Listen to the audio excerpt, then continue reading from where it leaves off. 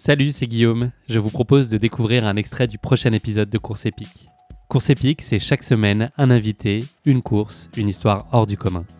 Je vous donne rendez-vous tous les mercredis pour découvrir un nouvel épisode et vivre une grande et belle histoire de course. Mais avant ça, place à un extrait de notre prochain épisode. Tu me confiais, Manon, c'est la petite pause anecdote, mais je résiste pas quand même au plaisir de la partager avec nos auditeurs. On s'est parlé il y a quelques jours pour préparer cette interview et tu me parlais de ton penchant Gaston Lagaffe, qui s'est notamment illustré lors du marathon du Mont Blanc où tu as visiblement eu un coup de barre. Est-ce que tu peux nous parler de ce savoureux moment? Magnifique. C'était pas sur le marathon, c'était sur le 90 du Mont Blanc en 2019. Pardon. Oui, mais c'est sur la course c'est les courses du marathon du Mont Blanc, mais c'était sur le 90. Il faisait 35 degrés sur cette course. On avait du coup des autorisations de se ravitailler en eau tout au long du parcours et d'avoir si besoin des personnes qui nous en dehors en fait des points de ravitaillement qui nous assistent en eau parce qu'il faisait terriblement chaud.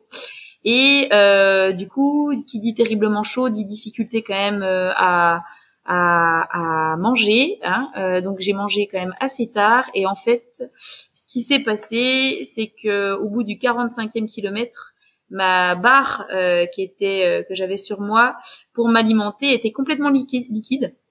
Elle s'était liquéfiée dans le sachet. Et quand j'ai voulu la manger, aussi la gorge un peu sèche, tout ça, bon je faisais attention à l'hydratation, je suis quand même un peu j'ai quand même des bics par rapport à ça, donc ça allait bien. Mais en fait, au moment de la consommer, c'est vrai que sur du long, on a des difficultés un petit peu de déglutir, un petit peu d'avaler sa salive, on n'a plus trop de salive. Et en fait, j'ai pas réussi à l'avaler et elle est passée dans le mauvais trou. Donc le morceau de barre que j'ai avalé est passé par la voie aérienne et s'est collé sous mes cordes vocales. Et là, ça a été le drame. Alors ça fait sourire comme ça, mais n'empêche que Pardon, non, je ne devrais pas rire. Mais si, mais c'est à mourir de rire quand je raconte ça maintenant. Et ouais, le coup de barre a été essayer de retirer cette barre au ravitaillement qui m'attendait à Émosson. Donc je me suis arrêtée pendant 20 minutes à essayer de sortir cette barre par tous les moyens et en fait je me suis rendu compte qu'elle était pas coincée dans l'œsophage, elle était vraiment pas dans le bon trou et j'ai dû faire avec. Et du coup j'avais une voix de canard avec une barre coincée. J'avais du mal à respirer, je pouvais plus m'alimenter parce que ça comprimait quand même sur la trachée puis sur l'œsophage. Et j'ai dit à mon entraîneur et à un copain médecin qui était là, donc à regarder un petit peu ma saturation, savoir si quand même je pouvais continuer parce que c'était quand même vraiment critique. Il fallait pas que je vienne à faire une insuffisance respiratoire ou je ne sais quoi. Je leur ai dit non allez, je vais faire abstraction. Je continue comme ça et je suis partie avec juste de l'eau en fait et j'ai fait toute la course avec de l'eau. Et 90 km avec de l'eau, ça a été de l'eau ou de la boisson énergétique, ça a été quand même assez chaud.